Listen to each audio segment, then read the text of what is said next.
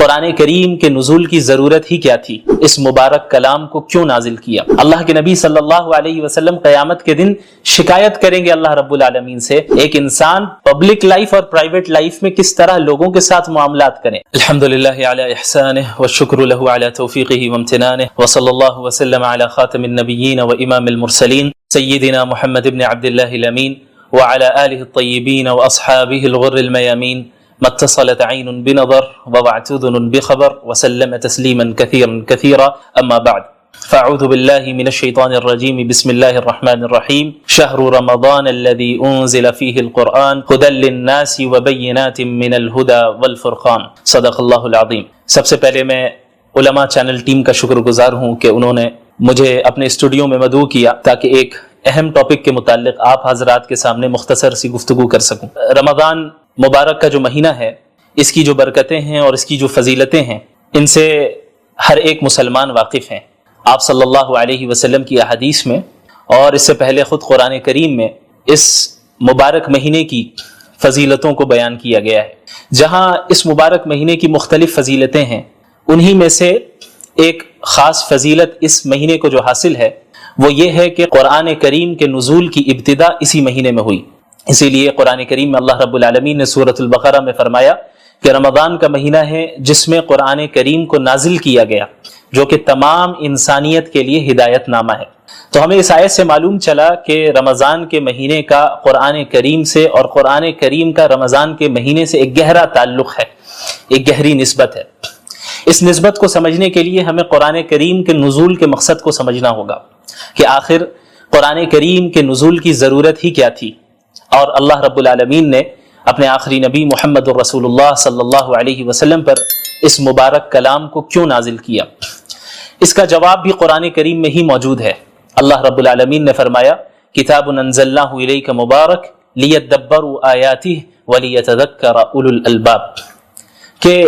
یہ وہ مبارک کتاب ہے جسے ہم نے نازل کیا تاکہ لوگ اس مبارک کتاب میں تدبر کر سکیں، غور و فکر کر سکیں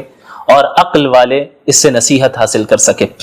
ان ھذا القرآن یہدی للتی ہی اقوم، یقیناً یہ قرآن کریم ایک ایسی کتاب ہے جو بالکل سیدھے راستے کی طرف رہنمائی کرتی ہے اور ہدایت دیتی ہے۔ لہٰذا ہمیں معلوم چلا کہ قرآن کریم کے نزول کا مقصد تمام انسانیت تک ہدایت پہنچانا ہے اور تمام انسانیت کے لیے ایک ایسا راستہ واضح کرنا ہے جس راستے کو اختیار کر کے ایک بندہ ہمیشہ ہمیش کی جنت میں داخل ہو سکے اور جہنم کے عذاب سے اپنے آپ کو بچا سکے۔ یاد رکھیں کہ اللہ کے نبی صلی اللہ علیہ وسلم تلاوت کلام اللہ اور قرآن کریم کو پڑھنا، اس کا دور کرنا، اسے سمجھنا، اس کی تعلیم دینا تو پورے سال آپ صلی اللہ علیہ وسلم کا یہ معمول تھا، لیکن رمضان المبارک میں مزید اہتمام کے ساتھ آپ صلی اللہ علیہ وسلم اس عمل کو انجام دیتے، یہاں تک کہ حضرت جبریل علیہ السلام ہر سال رمضان کے مہینے میں آپ صلی اللہ علیہ وسلم کے پاس تشریف لاتے اور قرآن کا دور ہوتا، اور آپ صلی اللہ علیہ وسلم کی زندگی کا جو آخری رمضان تھا اس میں حضرت جبریل علیہ السلام کے ساتھ اللہ کے نبی صلی اللہ علیہ وسلم نے 2 مرتبہ قرآن کریم کا دور کیا۔ تو قرآن کریم کا نزول اسے پڑھنے، سمجھنے اور اس سے ہدایت حاصل کرنے کے لیے ہوا ہے، اور کسی بھی کتاب سے فائدہ اسی وقت ہم حاصل کر سکتے ہیں، خصوصاً قرآن کریم سے ہدایت ہم اسی وقت حاصل کر سکتے ہیں کہ جب ہم قرآن کریم کو سمجھیں، قرآن کریم کو پڑھیں، سمجھیں، صرف تلاوت تک ہی ہم اکتفا نہ کریں۔ اسی لیے اللہ تعالیٰ نے انبیاء علیہ الصلاۃ والسلام خصوصاً محمد الرسول اللہ صلی اللہ علیہ وسلم کے متعلق سورۃ الفرقان میں یہ بات بھی اللہ رب العالمین نے بیان فرمائی کہ وقال الرسول یا رب ان قوم اتخذوا هذا القرآن مہجورا۔ اللہ کے نبی صلی اللہ علیہ وسلم قیامت کے دن شکایت کریں گے اللہ رب العالمین سے کہ یا اللہ، اے میرے رب، میری قوم نے قرآن کریم کو چھوڑ دیا۔ ظاہر ہے کہ کوئی بھی مسلمان یہ نہیں چاہے گا کہ اللہ کے نبی صلی اللہ علیہ وسلم اس کے متعلق اللہ رب العالمین سے شکایت کرے۔ لہٰذا ہر مسلمان پر لازم ہے کہ قرآن کریم کے جو حقوق ہیں ان حقوق کی ادائیگی کرے۔ وہ حقوق کیا ہیں؟ مختصراً میں بیان کر دوں کہ علماء کرام نے قرآن کریم کے تقریباً 6 حقوق بیان کیے ہیں۔ سب سے پہلا حق تو یہ ہے کہ پورے قرآن کریم پر ایمان لانا کہ اللہ رب العالمین نے اس کلام کو نازل کیا ہے، اس کے الفاظ بھی اللہ کے ہیں، اس کے معنی بھی اللہ کے ہیں، اور اس میں کسی بشر کے کلام کا کوئی دخل نہیں، کسی مخلوق کے کلام کا کوئی دخل نہیں۔ سورۃ الفاتحہ سے لے کے سورۃ الناس تک ایک ایک آیت بلکہ ایک ایک حرف اللہ رب العالمین کی جانب سے نازل کردہ ہے، اور اس کی اتباع کرنا قیامت تک کے لوگوں کے لیے واجب ہے، ضروری ہے، اور اس سے انحراف اختیار کر کے کوئی بھی شخص کامیابی حاصل نہیں کر سکتا۔ قرآن کریم کا دوسرا حق ہے اس کی تعظیم کرنا، کہ چونکہ یہ ایک مقدس کتاب ہے، یہ اللہ کا کلام ہے، یہ کسی عام انسان کا کلام نہیں ہے، کسی مخلوق کا کلام نہیں ہے، یہ اللہ رب العالمین کے ڈیوائن ورڈز ہیں، یہ اللہ رب العالمین کے الفاظ ہیں، اس کے معنی ہیں، اور اس کی طرف سے نازل کردہ کلام ہے۔ لہٰذا اس کلام کی اس طرح تعظیم کی جائے جس طرح تعظیم کرنا رسول اللہ صلی اللہ علیہ وسلم نے ہمیں سکھایا ہے۔ اسی طرح قرآن کریم کا جو تیسرا حق ہے وہ قرآن کریم کی تلاوت کرنا ہے، چاہے قرآنی آیتوں کا مطلب سمجھ میں آ رہا ہو یا نہ آ رہا ہو۔ یہ ایک مستقل عبادت ہے، اور یہ ایک مستقل قرآن کریم کا حق ہے کہ ہم قرآن کریم کی تلاوت کریں، جیسا کہ قرآن کریم میں اللہ رب العالمین نے انبیاء علیہ الصلاۃ والسلام کی بعثت کے مقاصد کا ذکر کیا، رسول اللہ صلی اللہ علیہ وسلم کی بعثت کے مقاصد کا ذکر کیا، تو وہاں پہ اللہ کے نبی صلی اللہ علیہ وسلم کے متعلق اللہ نے فرمایا یتلو علیہم آیاتی، کہ وہ قرآن کریم کی آیتوں کو تلاوت کر کے سناتے ہیں، اس کی تعلیم بھی دیتے ہیں اور اس کی تلاوت بھی کرتے ہیں۔ تو تعلیم کو الگ ذکر کیا گیا اور تلاوت کو الگ سے ذکر کیا گیا، جس سے معلوم چلتا ہے کہ قرآن کریم کی تلاوت کرنا، چاہے وہ سمجھ میں آئے یا نہ آئے، یہ ایک مستقل عبادت اور یہ قرآن کریم کا ایک مستقل حق ہے۔ اسی طریقے سے قرآن کریم کا جو چوتھا حق ہے اور بہت اہم حق ہے وہ ہے قرآن کریم کو سمجھنا،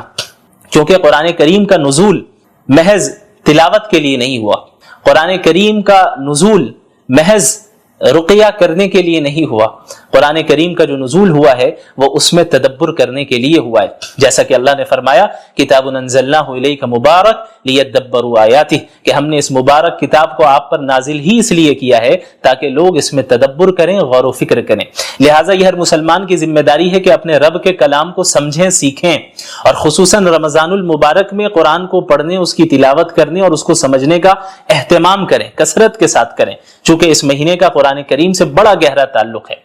اسی طرح قرآن کریم کا جو چوتھا حق ہے وہ ہے قرآن کریم پر عمل کرنا، چونکہ دین اسلام محض ایک آئیڈیالوجی نہیں ہے، محض ایک فکر نہیں ہے، یا کوئی فلسفہ نہیں ہے کہ جسے کسی نے پیش کر دیا اور جس کا عملی زندگی سے کوئی تعلق نہیں ہے، بلکہ قرآن کریم ایک پریکٹیکل زندگی گزارنے کی ہدایت کرتا ہے اور اس میں رہنمائی کرتا ہے کہ ایک مسلمان اپنی زندگی کو کس طرح گزارے، ایک انسان اپنی جلوت کو اور اپنی خلوت کو کس طرح گزارے، پبلک لائف اور پرائیویٹ لائف میں کس طرح لوگوں کے ساتھ معاملات کریں، اس کا اللہ کے ساتھ کس طرح تعلق ہو، اس کا اپنے نفس کے ساتھ کس طرح تعلق ہو، ان ساری چیزوں کے متعلق قرآن کریم رہنمائی کرتا ہے۔ لہٰذا یہ ضروری ہے کہ ہم قرآن کے اس پانچویں حق کو بھی ادا کریں، جو کہ ہے قرآن کریم پر عمل کرنا، قرآن کریم پر عمل کرنا۔ اور جب ایک انسان قرآن کریم پر عمل کرے گا، اسی کے متعلق اللہ رب العالمین نے کامیابی اور نعمتوں کا وعدہ کیا ہے، جیسا کہ کئی جگہ آپ کو قرآن کریم میں اس کا ذکر ملے گا، ان الذین آمنوا وعملوا الصالحات، الذین آمنوا وعملوا الصالحات، جنہوں نے ایمان لایا اور جنہوں نے نیک اعمال کیے، یعنی قرآن کریم پر عمل کیا۔ لہٰذا عمل کرنا یہ قرآن کریم کا پانچواں حق ہے اور بہت اہم حق ہے۔ اسی طرح قرآن کریم کا جو چھٹا حق ہے جو کہ علماء کرام نے بیان کیا ہے، اور یہ بھی بہت اہم ہے، ان حقوق میں سے ہر ایک حق اپنی جگہ پہ اہمیت کا حامل ہے اور ان سب کو ادا کرنا ضروری ہے۔ جو چھٹا حق ہے قرآن کریم کا وہ ہے اس قرآن کریم کی تبلیغ کرنا۔ یا ایھا الرسول بلغ ما انزل الیک من ربک، یہ حکم سب سے پہلے اللہ رب العالمین نے محمد الرسول اللہ صلی اللہ علیہ وسلم کو دیا، اور محمد الرسول اللہ صلی اللہ علیہ وسلم کے واسطے سے تمام امت مسلمہ کو دیا۔ اللہ رب العالمین نے فرمایا کہ اے رسول، آپ کے رب کی طرف سے جو کچھ آپ پر نازل ہو رہا ہے اس کی تبلیغ کریں، اسے دوسروں تک پہنچائے، کیونکہ دین اسلام محض کوئی نسلی مذہب نہیں ہے، جس طرح یہودیت ہے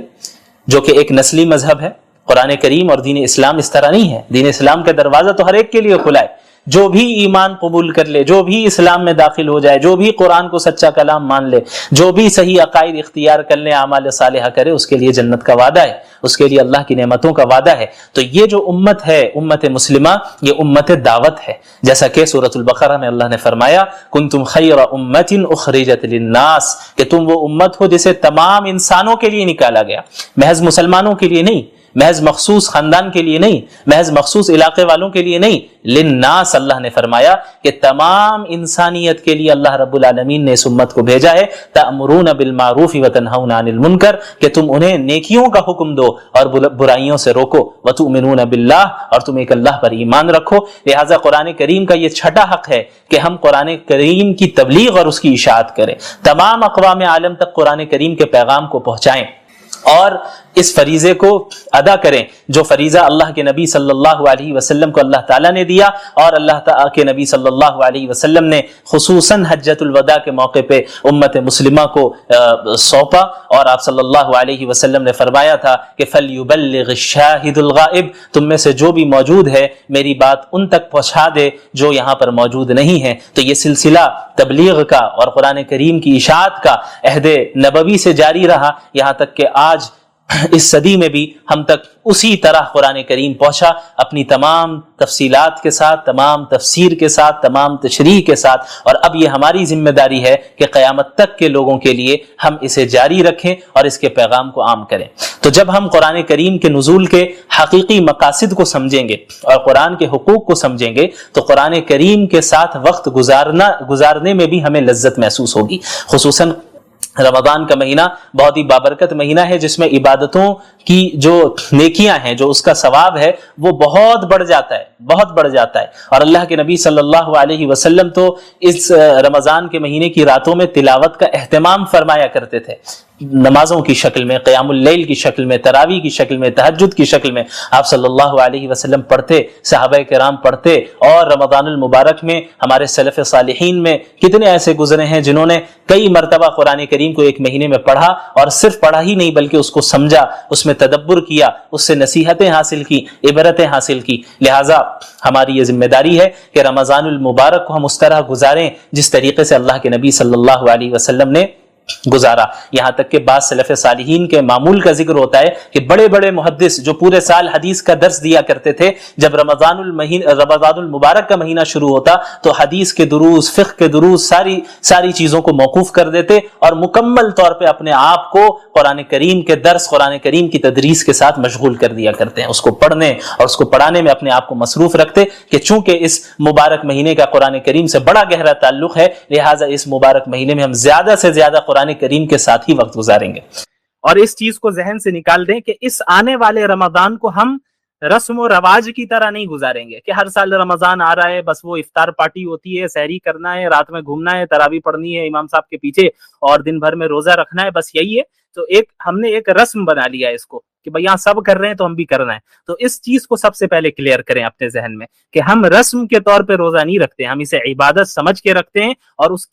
کے پیچھے جو فضائل ہیں اور جو اہمیت ہے اس کو ذہن میں رکھتے ہوئے کرتے ہیں۔ تو سب سے پہلی چیز یہ ہے کہ اپنی نیت کو خالص کرنا، نیت کی اصلاح کرنا کہ ہم رمضان کے روزے کس کے لیے رکھ رہے ہیں، رمضان کی عبادت ہم کس کے لیے کر رہے ہیں، ہم اللہ کو راضی کرنے کے لیے کر رہے ہیں۔ ایک تو یہ ہے کہ بری نیت ہو، لوگوں کو دکھلاوے کے لیے ہم کر رہے ہیں، بھائی روزہ ہم رکھ رہے ہیں تاکہ لوگ دیکھیں، لوگ کہیں کہ ہم روزے دار ہیں، یا روزہ ہم اس لیے رکھ رہے ہیں کہ تاکہ یہ لوگ نہ کہے کہ بھائی دیکھو مسلمان ہے روزہ نہیں رکھتا ہے۔ نماز تراویح یا قیام اللیل ہم پڑھ رہے ہیں یا عبادتیں کر رہے ہیں اس لیے کر رہے ہیں کہ گھر والے کہیں یا دیکھنے والے کہیں کہ بڑا عابد و زاہد ہے، یا سب کر رہے ہیں اس لیے ہم کر رہے ہیں۔ تو یہ دونوں طریقے صحیح نہیں۔ ایک ہوتا ہے کسی عمل کے پیچھے غلط مقصد ہونا، غلط نیت ہونا، اور ایک ہوتا ہے کہ کسی عمل کے پیچھے کوئی نیت ہی نہیں ہونا۔ یہ دونوں بری چیزیں، نیت کا نہ ہونا، بس چونکہ سب کر رہے ہیں تو ہم بھی کر رہے ہیں، یہ کوئی اچھی نیت نہیں ہے، یہ کوئی اچھا طریقہ نہیں ہے کہ بس آپ نے لوگوں کو دیکھ کر جو ہے فالو کرنا شروع کر دیا اور اس کی جو اہمیت ہے اس کو اپنے ذہن میں مستحضر نہیں کیا، اس کو اپنے ذہن میں پریزنٹ نہیں رکھا، اور بری نیت ہو تو یہ بھی بڑی خطرناک چیز ہے۔ تو ہماری نیت کیا ہونی چاہیے؟ ہماری نیت یہ ہونی چاہیے کہ ہم رمضان میں میں تمام عبادتوں کو، چاہے وہ روزہ ہو یا رات کی نماز ہو یا اس کے علاوہ غریبوں کے درمیان صدقہ و خیرات کرنا ہو، افطار کرانا ہو یا سحری کرنا ہو یا نمازوں کا اہتمام ہو، صدقات کا اہتمام ہو، ذکر و اذکار کا اہتمام ہو، یہ سب ہم صرف اللہ کو راضی کرنے کے لیے کر رہے ہیں، اور اس لیے کر رہے ہیں کہ اللہ سے تقرب حاصل ہو جائے۔ رمضان کا جو مہینہ ہوتا ہے یہ ایک ٹریننگ، تربیتی کورس ہوتا ہے، 1 مہینے کے کورس سے اللہ رب العالمین ہمیں گزارتے ہیں کہ پورے 11 مہینے جو ہے ایک بندہ دنیا کے پیچھے بھاگتا رہتا ہے، اور کبھی اکثر ایسا ہو جاتا ہے کہ دنیا غالب آ جاتی ہے، اللہ کو بھول جاتا ہے، دنیا غالب آ جاتی ہے، اللہ کو وہ بھول جاتا ہے۔ تو رمضان کے مہینے میں ٹریننگ ہو رہی ہوتی ہے کہ بھائی اب آ جائیں، جہاں جہاں بھٹکے ہوئے جو ہیں، اللہ آواز لگا رہا ہے کہ سب آئیں اور اپنی اصلاح کر لیں، آئیں اور ہمارے قریب آئیں۔ اب آپ دیکھیں اللہ کے نبی صلی اللہ علیہ وسلم نے رمضان کے متعلق کیا فرمایا؟ اللہ کے نبی صلی اللہ علیہ وسلم نے فرمایا کہ جب رمضان کا مہینہ شروع ہوتا ہے تو فتحت ابواب الجنہ واغلقت ابواب النار، کہ جنت کے دروازے کھول دیے جاتے ہیں اور جہنم کے دروازے بند کر دیے جاتے ہیں۔ کیوں بھائی ایسا کیوں کیا جاتا ہے؟ اس کا کیا تعلق ہے؟ ابھی تو ہمیں جنت میں اٹھ کے جانا نہیں ہے، ایسا تو نہیں عید کے دن ہی جنت چلے جائیں یا عید کے دن ہی جہنم چلے جائیں، ایسا تو نہیں ہوتا ہے۔ کیوں ایسا پھر اللہ تعالیٰ فرماتے ہیں ایسا اس لیے کرتے ہیں چونکہ یہ رمضان کا پروٹوکول ہے، یہ رمضان کا پروٹوکول ہے کہ رمضان کی ابتدا ہوگی، جنت کے دروازے سارے دروازے کھول دیے جائیں گے اور جہنم کے سارے دروازے بند کر دیے جائیں گے۔ یہ انڈیکیشن ہے، انڈیکیٹ کرتے ہیں اللہ رب العالمین اس چیز کی طرف کہ اب میری رحمت کا دروازہ پہلے سے زیادہ کھل چکا ہے۔ تو جتنے بھٹکے ہوئے ہو تم، جتنے بڑے گناہ تم نے اپنے پاسٹ میں کر رکھے ہوں، آؤ اب رجوع کر لو، آؤ اور اب توبہ کر لو، آؤ اور اپنی اصلاح کر لو، میں تمہاری مغفرت فرماؤں گا۔ اسی لیے اللہ کے نبی صلی اللہ علیہ وسلم کی حدیث میں، حدیث قدسی ہے جس میں اللہ رب العالمین نے کیا فرمایا ہے کہ لو بلغت ذنوبک عنان السماء، تمہارے گناہ آسمانوں تک کیوں نہ پہنچ جائے۔ یہ شیطان کے بہکانے کا طریقہ ہے، شیطان کا ایک بہت بڑا ٹریپ ہے یہ، اس کو ذہن میں رکھیں کہ وہ انسان کے ذہن میں یہ بات ڈالتا ہے کہ بھئی تم تو پورے سال گناہ کرتے آئے، تم نے تو اپنے پاسٹ میں فلاں گناہ کیا ہے، تم نے جو ہے غلط تعلقات رکھے، تم نے کسی کا مال دبایا ہے، اور تم نے جو ہے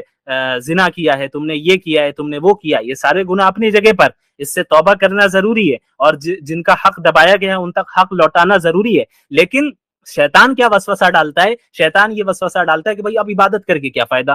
تم نے تو پچھلے سال گناہ کیے تھے، ابھی پچھلے مہینے تم نے یہ غلطی کی، پچھلے مہینے تم نے اللہ کی اس طرح نافرمانی کی، تو اب تمہاری دعا کرنے سے جو ہے، تمہاری دعا سے اللہ کوئی تمہیں معاف کرنے والا نہیں ہے، کس منہ سے اللہ کے پاس جاؤ گے؟ یہ شیطان کا ٹریپ ہے، اس سے بچنا ہے۔ اسی لیے اللہ رب العالمین نے فرمایا قل یا عبادی الذین اسرفوا علی انفسہم لا تقنطوا من رحمت اللہ، کہ اللہ کے رسول آپ میرے بندوں سے کہہ دیجئے۔ یہ دیکھیں آپ، اللہ بندے کہہ کر پکار رہے ہیں ہر ایک کو، جو بڑے سے بڑا دیندار ہے اس کو بھی، اور جو بڑے سے بڑا گنہگار ہے اس کو بھی، آخر سب اللہ ہی کے بندے۔ اللہ فرما رہے ہیں کہ آپ میرے بندوں سے کہہ دیجئے لا تقنطوا من رحمت اللہ، کہ تم اللہ کی رحمت سے مایوس نہ ہو، اللہ کی مرضی سے مایوس نہیں ہونا ہے۔ کیوں؟ کیونکہ مایوسی تو یہ کفار کا طریقہ ہے، مایوسی یہ مسلمانوں کا طریقہ نہیں ہے۔ لا تقنطوا من رحمت اللہ ان اللہ یغفر الذنوب جمیعا، اللہ رب العالمین تمام گناہوں کو معاف کر دیتا ہے۔ انہ هو الغفور الرحیم، یقیناً اللہ رب العالمین بار بار معاف کرنے والا اور بار بار رحم کرنے والا ہے۔ ایک انسان سے گناہ ہو جائے وہ توبہ کرے، توبہ کا دروازہ موت تک کھلا ہے ہم سب کے لیے۔ اللہ کے نبی صلی اللہ علیہ وسلم نے فرمایا کل بنی آدم خطاؤن وخیر الخطائین التوابون، کہ تمام انسان گناہگار ہیں، تمام انسان گناہگار ہیں، اور سب سے بہترین گناہگار وہ ہیں جو بار بار توبہ کرے، بار بار اللہ کی طرف رجوع کرے۔ تو جب ہم توبہ کر رہے ہوں تب تو پکا عزم ہونا چاہیے کہ آئندہ کبھی نہیں کرنا ہے، کبھی نہیں کرنا ہے۔ لیکن نفس اگر کبھی ان فیوچر غالب آ جائے یا شیطان کے وسوسے سے انسان مغلوب ہو جائے تو اور گناہ کر بیٹھے، تو اس کا یہ مطلب نہیں کہ اب چونکہ توبہ ٹوٹ گئی ہے اب کوئی ریٹرن ہونے کا دروازہ نہیں، ایسا نہیں ہے۔ پھر آپ اسی پکے عزم کے ساتھ توبہ کریں۔ تو رمضان کے مہینے کا استقبال ہمیں توبہ کے ذریعے کرنا ہے، اپنی نیت کی درستگی کے ذریعے کرنا ہے، اس میں اخلاص پیدا کر کے کرنا ہے کہ ہم جو کام کرنے کے لیے جا رہے ہیں وہ اللہ رب العالمین کے لیے ہی کرنے جا رہے ہیں۔ اور اسی طرح اللہ کے نبی صلی اللہ علیہ وسلم نے رمضان میں جو ہے روزوں کی جو اہمیت ہے اسے بھی بیان کیا۔ روزہ کیوں رکھتے ہیں؟ قرآن کریم میں اللہ نے کیا فرمایا ہے؟ یا ایھا الذین آمنوا کتب علیکم الصیام کما کتب علی الذین من قبلکم لعلکم تتقون، کہ اے ایمان والو تم پر روزے اس لیے فرض کیے گئے ہیں جیسے تم سے پہلے کے لوگوں پر فرض کیے گئے تھے، اور اس لیے فرض کیے گئے ہیں تاکہ تم متقی ہو جاؤ، تقوی والے ہو جاؤ۔ تو روزے کا مقصد باڈی فٹنس نہیں ہے، روزے کا مقصد کیا ہے؟ تقوی حاصل کرنا ہے۔ بعض لوگ سائنٹیفک بینیفٹس کو روزے کا مقصد قرار دیتے ہیں، یہ غلط بات ہے۔ ابھی آپ جو ہے وہ ڈائٹری اینڈ سلیپنگ ہیبٹس کے اوپر بھی جو ڈاکٹر صاحبہ آئیں گی وہ گفتگو کریں گی، تو سائنٹیفک بینیفٹ بھی ہو سکتا ہے بعض بتائیں، تو اسے بھی اچھے سے سننا ہے، لیکن یہ یاد رکھنا ہے کہ وہ سائنٹیفک اور میڈیکل بینیفٹس روزے کا مقصد نہیں ہے، وہ روزے کے فائدے ہیں، سیکنڈری درجے کی چیزیں ہیں وہ۔ اصل مقصد کیا ہے روزے کا؟ عبادات کا اصل مقصد کیا ہے؟ اللہ کو راضی کرنا اور تقوی حاصل کرنا۔ تقوی کہتے کسے ہیں؟ حضرت عمر بن خطاب رضی اللہ عنہ نے ایک مرتبہ حضرت عبداللہ بن مسعود رضی اللہ عنہ سے سوال کیا کہ بتائیں آپ کہ تقوی کسے کہتے ہیں؟ تو حضرت عبداللہ بن مسعود رضی اللہ عنہ نے فرمایا کہ اے امیر المومنین، کیا آپ نے کبھی ایسے راستے سے گزرے ہیں کہ چاروں طرف یا دونوں طرف سے دھاردار جو ہے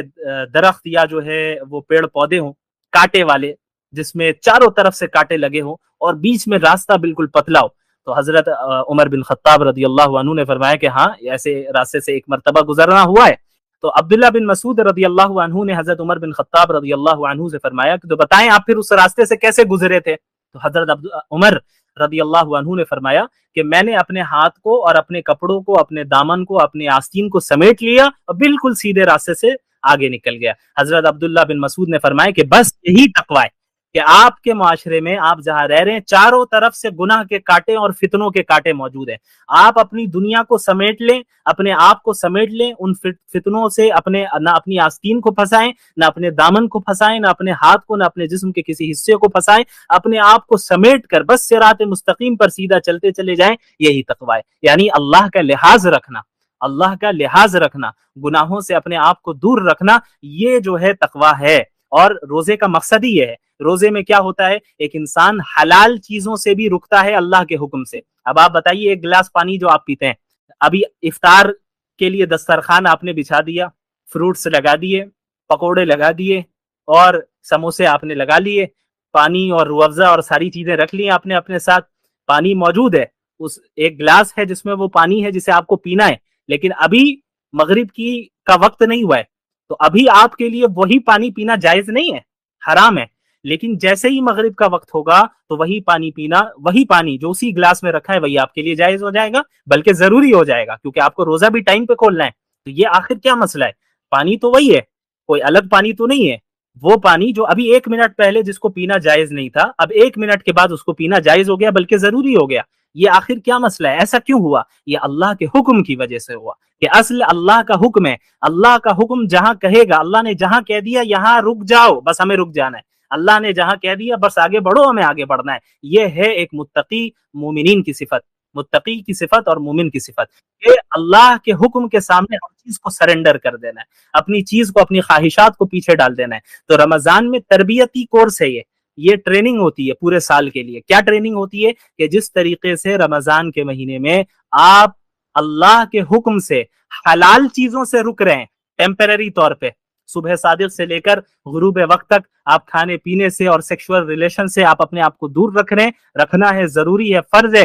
ورنہ آپ گنہگار ہوں گے۔ اللہ کے حکم سے جو ہے آپ نے حلال چیزوں کو وقتی طور پہ آپ اپنے آپ کو آپ نے دور کر لیا، تو یاد رکھیے پورے سال رمضان کے علاوہ باقی 11 مہینوں میں بھی وہ چیزیں جو اللہ نے آپ پر پرماننٹلی حرام کی ہیں، اللہ کے حکم کے پیش نظر اس سے بھی دور رہنا ہے۔ یہ ہے ٹریننگ، رمضان کا اصل مقصد یہ ہے۔ لیکن ہمارے یہاں رمضان کو بس ایک کھیل کود اور ایک جو ہے بس کھانے پینے کا مہینہ بنا دیا گیا ہے۔ ہمارے یہاں بس جو ہے خواہ کے نعروں اور جو ہے خواہ کے پروگرامز اور افطار پارٹی اور سحری پارٹی، ہم بس اسی میں رہتے ہیں۔ یہ جو ہے یہ جو ہمارے ذہن میں وسوسے آتے ہیں، یہ شیطانی وسوسے جو رمضان سے پہلے اور زیادہ آتے ہیں، کیونکہ شیطان کو پتہ ہے کہ ابھی رمضان آئے گا، مجھے قید کر لیا جائے گا۔ اللہ کے نبی صلی اللہ علیہ وسلم نے فرمایا کہ وصفدت الشیاطین، کہ شیاطین کو رمضان کے مہینے میں قید کر دیا جاتا ہے، جو سرکش شیاطین ہوتے ہیں، جن کا کام ہوتا ہے لوگوں کو ایمان سے اور اسلام سے دور کرنا، انہیں قید کر دیا جاتا ہے۔ تو شیطان بھی رمضان سے پہلے بندوں کی، اپنے چیلوں کی اور اپنے ایجنٹس کی ٹریننگ کر کے جاتا ہے، میں تو جا رہا ہوں، تمہیں اپنا باقی کام کرنا ہے، 1 مہینے کے لیے تمہارے حوالے۔ تو ہمیں یہ دیکھنا ہے کہ ہم شیطان کے ایجنٹ بنیں گے یا اللہ رب العالمین کے بندے بنیں گے؟ ہم شیاطین کے بندے ہیں یا اللہ کے بندے ہیں؟ اللہ کے نبی صلی اللہ علیہ وسلم نے فرمایا لا یؤمن احدکم حتی یکون ہواہ تبعا لما جئت بہ، تم میں سے کوئی اس وقت تک مومن، کامل مومن، ایک اعلیٰ درجے والا مومن ہو ہی نہیں سکتا جب تک کہ وہ اپنی میری لائی ہوئی شریعت کے تابع نہ ہو جائے، اس کی خواہشات میری لائی ہوئی شریعت کے تابع نہ ہو جائے۔ کیا مطلب؟ کہ ایک اللہ کے نبی صلی اللہ علیہ وسلم نے فرمایا کہ ایک انسان اس وقت تک اعلیٰ درجے کا مومن ہو نہیں سکتا جب تک کہ اس کے ڈیزائرز کتاب و سنت کے موافق اور اس کے مطابق نہ ہو جائے۔ ایک ہماری خواہش ہو رہی ہے مجھے حجاب نہیں پہننا ہے، میرا جسم میری مرضی، لیکن قرآن کہہ رہا ہے کہ عورتوں سے کہو کہ وہ حجاب پہنے۔ اب یہاں پہ امتحان ہو رہا ہے، یہ امتحان کی جگہ ہے کہ اب یہ میری بندی اللہ میرے حکم کو ترجیح دے گی یا اپنی خواہشات پہ عمل کرے گی؟ رسول اللہ بیان کر کے چلے گئے صلی اللہ علیہ وسلم کہ مومن تو اس وقت ہو گئے جب اپنے ان ڈیزائرز کو، جو ڈیزائرز اللہ کے احکامات سے اور اللہ کے آرڈر سے ٹکراتے ہوں، ان ڈیزائرز کو چھوڑ کر اللہ کے حکم کو تم ترجیح دو اور اسے ایکسپٹ کرو۔ یہاں امتحان ہے۔ اللہ نے فرما دیا کہ بھئی میرے مومن بندوں سے کہو کہ وہ نمازوں کی پابندی کرے، وہ عورتوں کے حقوق ادا کرے، مردوں سے کہو عورتوں کے حقوق ادا کرے، مردوں سے کہو کہ میری اطاعت کرے، گناہوں میں ملوث نہ ہو، اور تمام بندے بندیوں سے کہو کہ اپنے نظروں کی حفاظت کرے، اپنے آپ کو گناہوں سے رکھیں، گناہوں سے دور رکھیں اور ہماری اطاعت کریں۔ اور اب میری کوئی ایسی خواہش ہو رہی ہے، پرسنل ایسی ڈیزائر ہے ایسا، یا ایسی کوئی خواہش ہے جو اللہ کی شریعت سے ٹکرا رہی ہے، تو ایک مومن اپنے ڈیزائر کو اور اپنی خواہشات کو ایسے موقع پر ردی کی ٹوکری میں ڈالتا ہے، وہ اللہ کی اطاعت کرتا ہے، رسول اللہ کی اطاعت کرتا ہے۔ کیوں؟ کیونکہ وہ جانتا ہے کہ یہ دنیا اصل دنیا نہیں ہے، یا چند دن کی زندگی ہے، 40 سال 50 سال 60 سال 70 سال 100 سال، اور وہ تو آج کل 20 سال کے نوجوان جو ہے ہارٹ اٹیک سے گر کے مر جا رہے ہیں، پتہ بھی نہیں چل رہا ہے کون کب اچانک کس کی موت ہو جا رہی ہے، کسی کو نہیں پتا ہے۔ تو ایک ایسی زندگی جس میں ہمیں موت کا ہی نہیں پتا کہ ہم جو ہے کب موت آ جائے اور کتنے زندہ رہیں گے، اور ہم یہ جانتے ہیں کہ آخرت کی جو زندگی ہے وہ ہمیشہ ہمیش کی زندگی ہے، اور دنیا کا کوئی مقابلہ ہی نہیں ہے آخرت کے ساتھ، یعنی کوئی کمپیر آپ کر ہی نہیں سکتے، کوئی کمپیریزن نہیں ہے۔ اس کی ایک مثال اللہ کے رسول صلی اللہ علیہ وسلم نے دی کہ تم ایک اندر میں ایک نیڈل ڈالو، سوئی ڈالو، اور اس سوئی کو باہر نکالو، تو اس سوئی پر جو پانی لگا ہے یہ دنیا ہے، اور جو سامنے سمندر موجود ہے یہ آخرت ہے۔ اللہ اکبر! آپ اس سے اندازہ لگائیں کہ آخرت کے سامنے دنیا کی کوئی حیثیت نہیں، اور جنت کی وہ نعمتیں جو اللہ کو فالو کرنے میں ہمیں ملیں گی۔ اللہ کے نبی صلی اللہ علیہ وسلم نے فرمایا ما لا عین رأت ولا اذن سمعت ولا خطر على قلب بشر، کہ جنت ایک ایسی جگہ ہے جسے کسی آنکھ نے نہیں دیکھا، جس کے بارے میں کسی کان نے نہیں سنا، اور وہ انسانوں کے امیجنیشن سے باہر ہے۔ آپ امیجن کریں، آپ کے امیجنیشن میں آپ لائیں جنت، آپ کتنی لگژریس لائف کو تصور کر سکتے ہیں، امیجن کر سکتے ہیں۔ جتنی لگژریس لائف کو آپ تصور کر سکتے ہو وہ جنت نہیں ہے، جنت اس سے بہت اعلیٰ ہے۔ کیوں؟ انسان کی امیجنیشن سے باہر ہے، انسان کے تصور سے باہر ہے۔ تو اب ایک عقل مند انسان کون ہے؟ جو اس دنیا کی حقیر نعمتوں کو اس آخرت کے لیے قربان کر دیں۔ ہم یہ نہیں کہہ رہے ہیں کہ دنیا انسان کو نہیں کمانا ہے، دنیا بھی کمانا ہے، مسلمان کو ہر فیلڈ میں رہنا ہے، لیکن اور اپنی خواہشات پہ بھی عمل کر سکتے ہیں، لیکن اس وقت تک جب تک وہ اسلام کی باؤنڈریز کے اندر ہو۔ ایسی خواہش، ایسی دنیا کمانا جو اسلام کی باؤنڈریز سے باہر نکل جائے اور ہمیں لے جائیں، یہ جائز نہیں ہے، اس سے اپنے آپ کو دور رکھنا ہے۔ تو روزے کا مقصد ہی یہ ہے، روزے کا مقصد ہی یہ ہے کہ ہمارے اندر تقوی پیدا کرے، اور ہمارے اندر اپنے اندر اللہ کا لحاظ اور اللہ کا ڈر پیدا کرے۔ جس طرح اس رمضان میں اللہ کے احکامات کے پیش نظر تم بہت سی چیزوں کو چھوڑتے ہو، اسی طرح پورے سال تمہیں اللہ کے منع کردہ چیزوں سے، اللہ کی منع کردہ چیزوں سے، پروہیبٹڈ چیزوں سے اپنے آپ کو دور رکھنا ہے۔ اسی لیے روزہ بھی جو ہے فرض کیا گیا، اور اللہ کے نبی صلی اللہ علیہ وسلم نے فرمایا من صام رمضان ایمانا واحتسابا غفر له ما تقدم من ذنبه، کہ جو شخص ایمان کے ساتھ اور اللہ سے اجر کی امید رکھتے ہوئے رمضان کے روزے رکھے گا، اس کے پچھلے تمام گناہوں کو اللہ رب العالمین معاف کر دے گا۔ اس میں ظاہر ہے گناہ صغیرہ اور گناہ کبیرہ کے لیے توبہ چونکہ ضروری ہے، انسان توبہ بھی رمضان میں کرتا ہی ہے، تو اس طریقے سے رمضان گزرے گا اور اس کے پورے گناہ معاف ہو جائیں۔ اللہ رب العالمین ہم سب کو ان باتوں پر عمل کرنے کی توفیق عطا فرمائے۔ وآخر دعوانا ان الحمد للہ رب العالمین، والسلام علیکم ورحمۃ اللہ وبرکاتہ۔